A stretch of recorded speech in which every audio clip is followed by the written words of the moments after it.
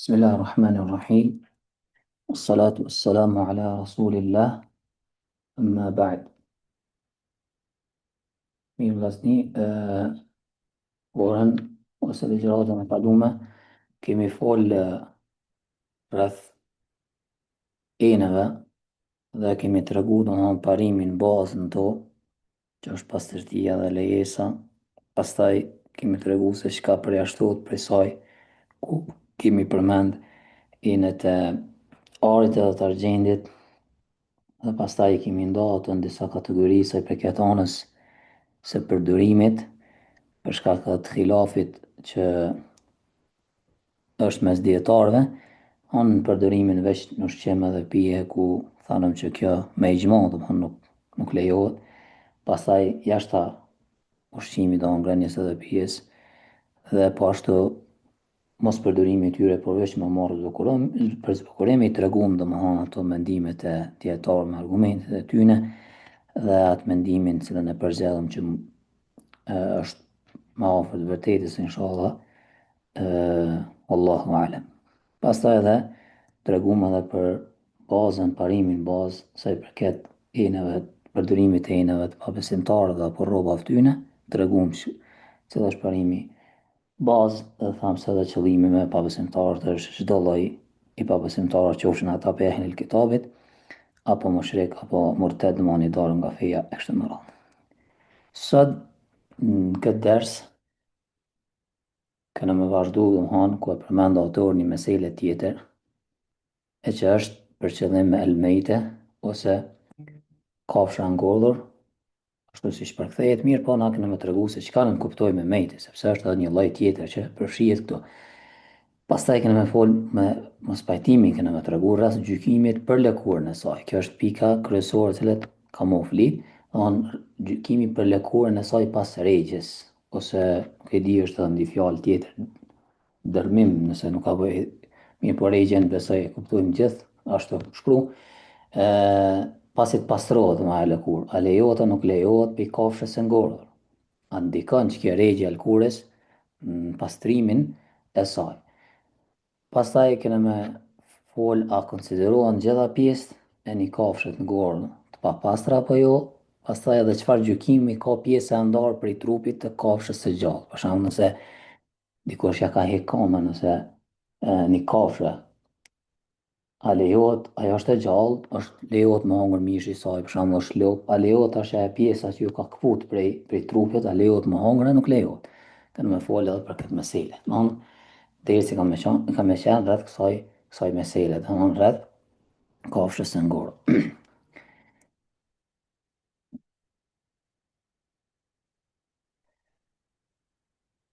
Mirë, vazhdojmë me fjalën e autorit, Allah më shëroft, ku thot wala yadhuru jildu maytatin bidibagh.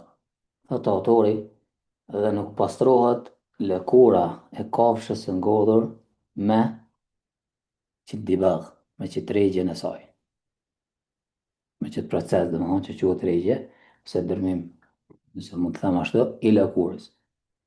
Mirë, çka është për qëllim mas pari që kjo elmejte? Elmejte, vllazni, si thash, është kafsha e ngordhur.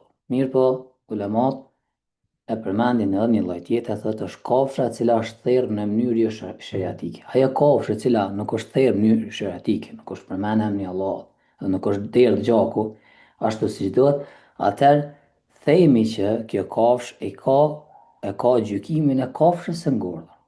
Nëse një kafshë nuk është nuk është therrë në mënyrë shariatike, themi që e ka gjykimin sikur të jetë kafshë ngordhur.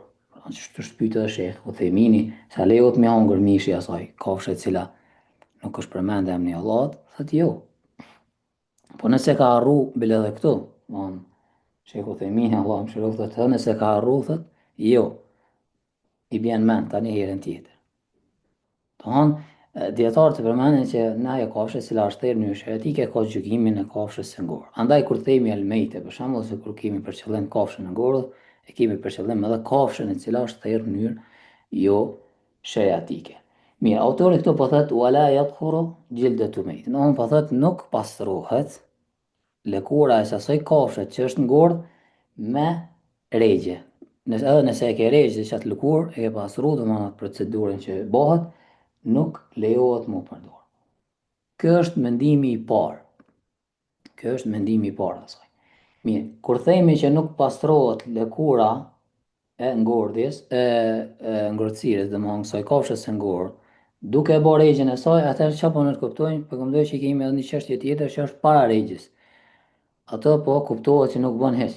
Nëse nuk lejohet, mas regjes, sipas këtij mendimi, po mendimeve të tjera, atëherë para regjes së saj nuk lejohet përdorimi i saj, domethënë. Këtu nuk kemi fjalë, nuk lejohet përdorimi i asaj lëkure të kafshës së ngordhur pa u pastru, pa u rregjë, sepse konsiderohet të papastër. Mirë po, ajo çështja e mospajtimit të dietarëve është tash që ky rregja e lëkurës, që bëhet ky pastrimi i lëkurës, a ndikon a nuk ndikon? A bën të pastër apo nuk e bën të pastër? A na lejohet me marr a nuk na lejohet? Këto domthonë është ai çështja e mospajtimit të dietarëve.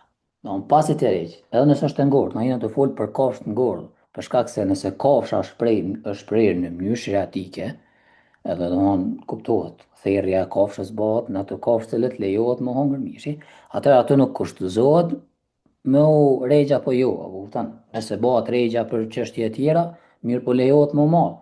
Ka vende njerëz që përdorin edhe hajnë lëkurën e kafshës për shembull. Domthonë a lejohet nëse është prej mënyrë shiatike, sikur mishi.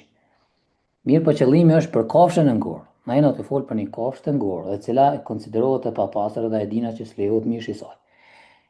Mirë po, hadithet e përmendin që kemi përjashtim të kjo, e si që është lëkura, që kena me folë. Mirë, do anë sa i përket, kësa i kemi 4 mendime. Mendimi i parë është ky mendimi i medhhebit që po përmend autori që nuk pastrohet, asnjë lëkurë nuk pastrohet. Do anë është për qëllim pas rregjes së saj. Nuk pastrohet. Edhe përmendin hadithin që transmeton domthonë Abdullah ibn Ukaym radiallahu anhu, dhe pejgamberi sallallahu alaihi wasallam ju ka shkruar Gjuhejne, është një prej kabileve të arabëve, një muaj para se me vdek, edhe ka thonë mos përfitoni min el mejte, mos përfitoni prej kafshës së ngordhur, bi ihabin, me lëkurën e saj. Wala asabin, edhe ato asab janë ato shmon fijet ose nervi, nëse tham që i jep ndjenja domthon që lidhet nëse është lidhja mes muskujve dhe kockës nëse nuk ka bëj. Allah alam për çka përdoren domthon këto besoj përdoren në aspektin mjekësor ose gjëra tjera, mirë po domthon këto po kuptojmë që nuk lejohet më përdor, po thot pejgamberi sa për lëkurës edhe çito indit ose çito nerve prej kafshës së ngordhur. Ky po thot ky hadith po në lanë më në kuptu. Edhe ato hadithe tjera që janë transmitu, që lejohet lëkura pasi rregjet, se tash kjo hadith, ose kjo fjale për nga mbezëm ka ardhë, e si e fundit. Andaj kjenë në kuptën që kjo hadith po ja abrogohen ato hadithe tjera. Sepse po merret kjo fjale. Atëre ka leju, tash fjala fundit është që e ka ndalu. Edhe pse tamam ka fjalë mas pari për kësaj përket hadithit, edhe tjetra është se që ke fjala i heb që është përdorur në gjuhën arabe, ata i heb i thojnë lëkurës, po mirë po i thojnë lëkurës para rregjes saj. Dhe nuk është për qëllim lëkura pas rregjes, mirë po para rregjes. Atëherë këtu normal pajtohemi që nuk lejohet. Thojnë edhe Allah subhanahu wa taala thot hurrimat aleikumul mayta. Thot ju është bë e ndaluar ose ju ndalohet juve kafsha e ngordhur. Edhe thojnë për dresa na është ndalu kafsha e ngordhur, thojnë atëherë këtu hyn edhe lëkura, duke bën analogji me mishin. Mirë po, prapë këtu ka fjalë. Mirë, na pajtohemi domethënë që kjo kafsha e ngordhur është e papastër dhe nuk lejohet. Mirë po kemi hadithe, kemi tekst që e ka përjashtu pejgamberi sallallahu alaihi wasallam, e ka përjashtu lëkurën. Atëherë na nuk mundna me bë analogji, me përdor analogjinë, përderisa teksti është është prezent, mirë po do të më mundu me i bashku hadithet me zveti. Më bashku hadithet. Kjo është sa i përket mendimit të parë, që është mendimi me dhejbe që i përmeni edhe autori, Allahu e mshiroft. Mendimi i dytë është që pastrohet çdo lëkurë përveç lëkurës së derrit të qenit. Kjo e kundërt edhe. Çdo lëkurë thonë pastrohet përveç lëkurës së derrit edhe qenit. Kjo është mendimi i Hanefive edhe i Dhahirive. Përveç që e kanë përjashtu domthon edhe lëkurën e njeriu të kuptohet dhe lëkurën e derrit.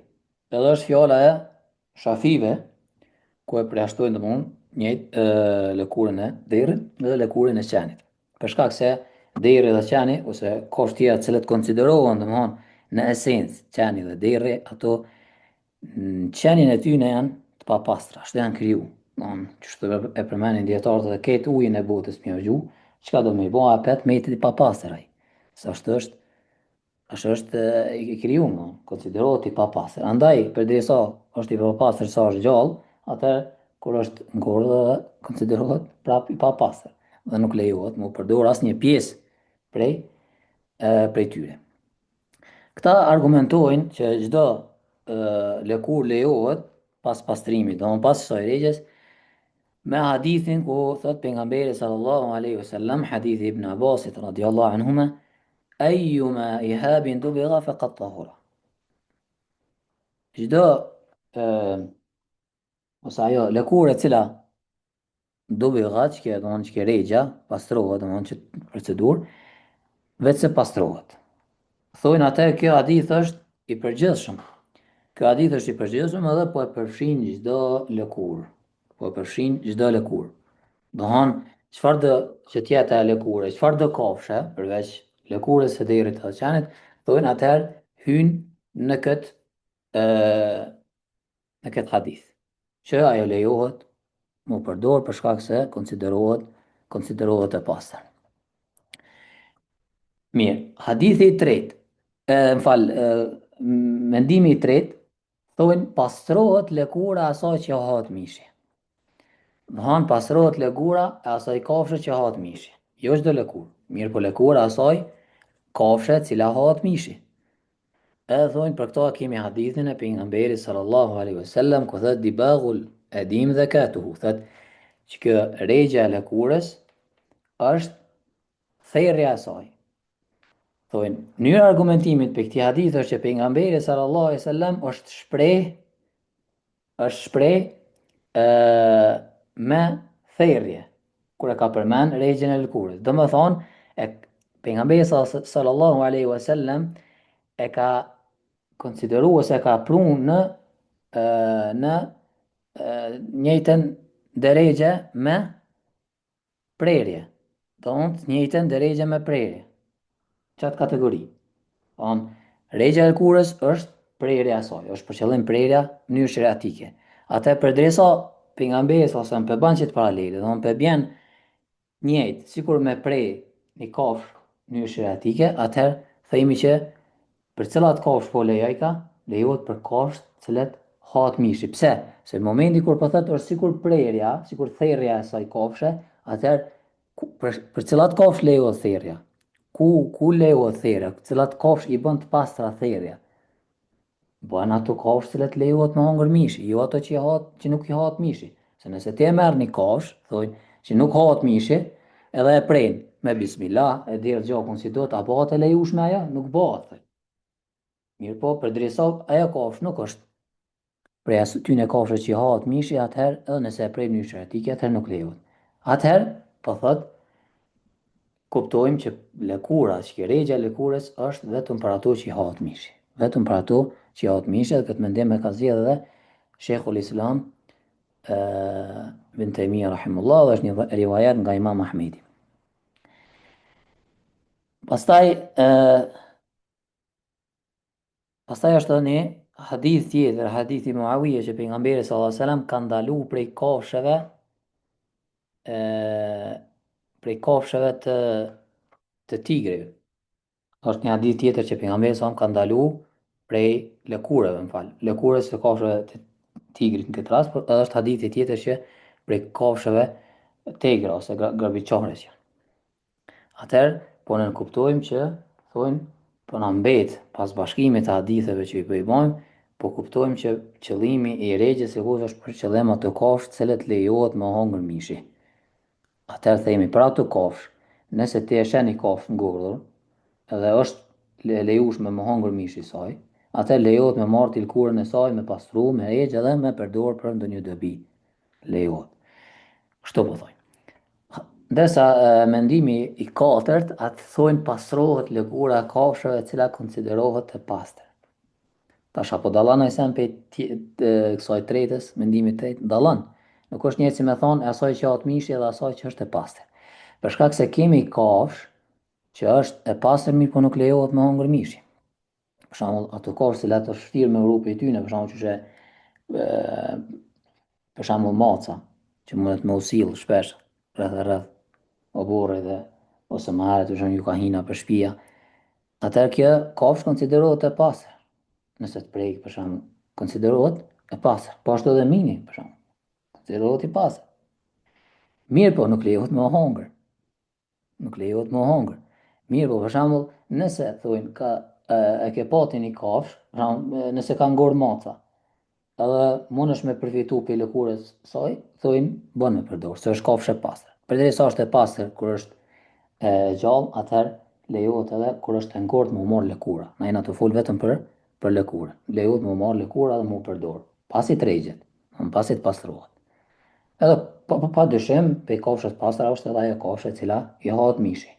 Ndaj dallimi prej mendimit të tretë është se në këtë kategorinë edhe ajo kafshë e cila hahet mishi, edhe ajo kafshë e cila nuk i hahet mishi, mirë po konsiderohet e pastër.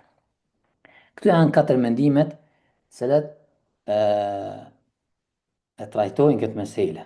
Allahu alem, argumentet gjitha kanë, edhe ata që thonë pastrohet çdo lëkurë përveç lëkurës së derët edhe qenit. Pastaj edhe kemi hadithe tjera ku përmendet thera që nuk kuptohet që është për qëllim kafshë të cilat hahet mishi, Allahu alem, ndoshta kjo është më afërt që pastrohet lëkura e atyne që i hahet mishi dhe jo i kafshëve të tjera. Allahu alem. Këto janë mendimet sa i përket lëkurës së një kafshë të ngordhur pas rregjes së saj, a lejohet me përdor apo nuk lejohet. Mirë, pastaj autori thot wa kullu ajza'iha najisa illa sha'ran wa nahu. Thot autori dhe të gjitha pjesët e saj, do kafshës së ngordhur janë të ndaluara. Përveç thot fijeve të flokut, po asaj që është e ngjashme me to, për shembull leshi. Qoftë domthoni çfarë do lloj kafshë lejohet. Dhe nuk bëhen pa pastër ato pse kanë ngordh.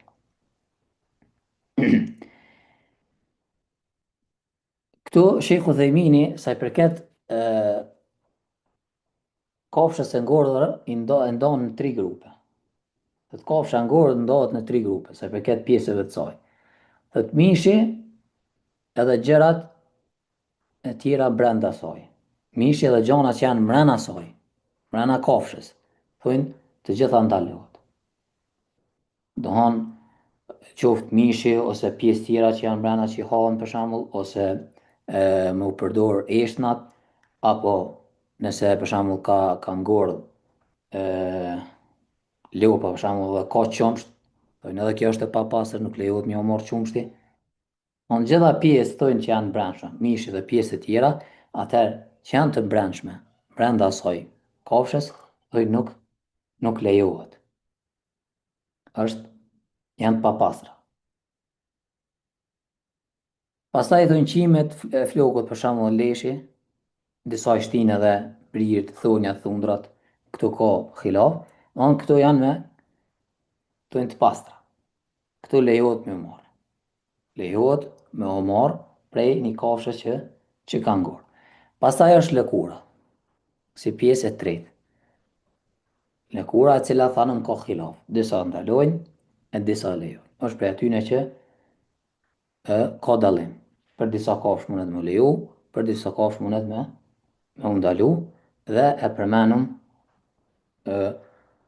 khilafin, i përmenum dhe onë meselet rrëth kësaj qështje.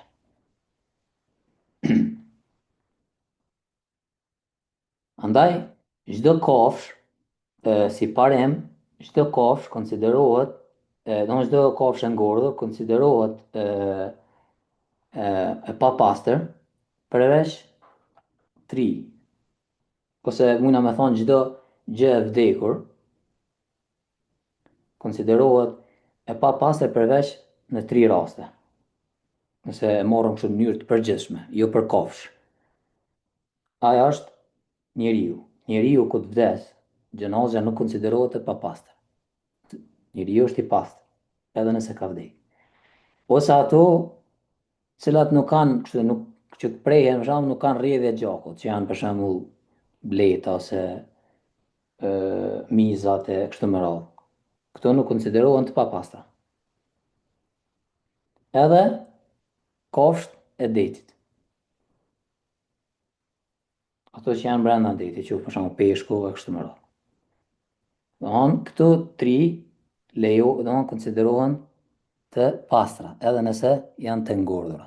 Ndërsa tjerat konsiderohen të papastra.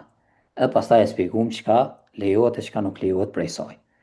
Falem për lëkurën edhe falem për këtë ndarjen që thash, mishi i brenda saj, gjëra tjera që janë brenda saj, e nuk lejohet qimet për shembull ose leshje ose këtu lejohet më marr, edhe për lëkurën falem. Mirë po si parem, domthon të gjitha ato, cilat janë konsiderohen të vdekura, atëherë janë të papastra përveç në tri raste, nëse është njeri, vdek dhe konsiderohet i pastër. Edhe thamë ato që nuk kanë rrjedhje të gjakut, për shembull që janë këto insektet, edhe ajo e cila është brenda detit. Mirë. Vazhdoj me fjalën e autorit ku thot Allah më shëroft. Wal munfasilu min hayyin ka maytatihi. Kjo është meselja e fundit. Dhe ajo e cila pjesa e ndame e shkputne prej kafshës së gjallë konsiderohet thot sikur të jetë e vdekur. Domthon e ngordhur. Konsiderohet sikur me kanë e ngordhur. Domthon gjykimi i saj qenë ka i papastër edhe nuk lejohet përdorimi i saj. Për shembull ngrënia e çatij mishit që është ndarë prej një kafshë gjallë. Nëse për X arsye që ka ndodhur diçka dhe hajde po themi aksident ose diçka ka ndodhur, edhe është kaput koma si e përmendëm më herët e lopës për shembull, lejohet mi hongër mishi i lopës. Atëherë a lejohet tash kjo pjesa e shkputne duke qenë gjallë kafsha me u marrë dhe me hongër mishi i saj? Jo, nuk lejohet. Konsiderohet si e ngordhur. Edhe nëse ajo është prej atyne kafshëve që u lejohet mi u hongër mishi. E merr gjykimin sikur të jetë e ngordhur. Edhe këto ka argument ku thot pejgamberi sallallahu alaihi wasallam, është hadithi, ajo e cila është ndarë ose ajo pjesa që është shkput prej kafshës, duke qenë ajo gjallë, thot, është sikur të jetë e ngordhur. Është sikur të jetë e ngordhur. Domthon kështu është në hadith. Andaj gjykimin e merr sikur të jetë e ngordhur dhe nuk lejohet me hongër ajo pjesë e cila është shkput ose është ndarë prej asaj kafshë duke qenë ajo gjallë. Domthon nëse ka qenë gjallë prapë nuk lejohet. Këtë paralele mund është me ditash për cilat lejohet cilat jo, duke e këshyr me ato kafshë cilat ty të lejohet coftina ose që është e ngordhur apo jo. Se jo për të gjitha. Për shembull, nëse të lejohet ty, nëse nuk lejohet për shembull me hongër kafsha, lopa në këtë rast, edhe pse lejohet me hongër, mirë, por kur të është e ngordh, nuk lejohet, atëherë themi edhe për këtë pjesën që ju ka ndodhur nuk lejohet.